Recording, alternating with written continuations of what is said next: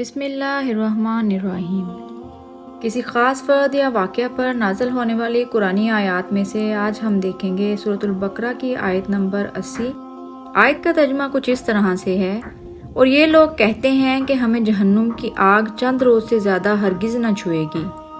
آپ صلی اللہ علیہ وآلہ وسلم ان سے فرما دیں کہ کیا تم نے اس بارے میں اللہ تعالیٰ سے کوئی پروانہ حاصل کر رکھا ہے کہ پھر اللہ تعالیٰ ہرگز اپنے وعدے کے خلاف نہیں کرے گا، یا تم اللہ تعالیٰ کے بارے میں وہ باتیں کہہ رہے ہو جن کا تمہیں علم نہیں۔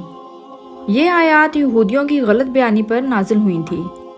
اس کی تفصیل کیا ہے؟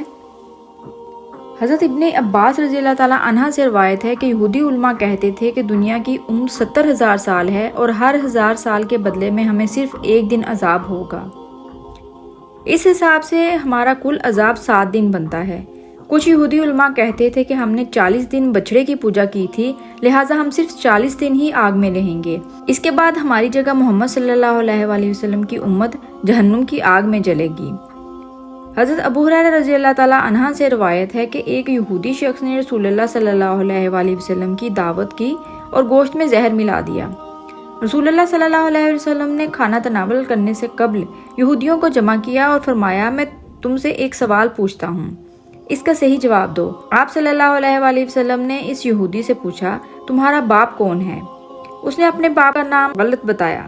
آپ صلی اللہ علیہ وآلہ وسلم نے فرمایا، نہیں، تمہارے باپ کا نام یہ ہے۔ دوسرا سوال آپ نے فرمایا، بتاؤ جہنمی لوگ کون ہیں؟ انہوں نے کہا، ہم کچھ دن جہنم میں رہیں گے، پھر ہماری جگہ آپ کی امت لے لے گی۔ اس پر آپ صلی اللہ علیہ وآلہ وسلم نے فرمایا کہ نہیں، تم ہی ہمیشہ دوزخ میں رہو گے۔ آپ نے پھر فرمایا کہ کیا تم نے گوشت میں زہر ملایا ہے؟ انہوں نے جواب میں کہا، اگر آپ سچے ہیں تو آپ کو زہر نقصان نہ دے گا، اور اگر سچے نہیں ہیں تو آپ سے ہماری جان چھوٹ جائے گی۔ دین کی بات سن کر آگے پہنچانا صدقہ جاریہ ہے۔ اس طرح کی مزید ویڈیوز کے لیے میرے چینل کو سبسکرائب کرنا مت بھولیں۔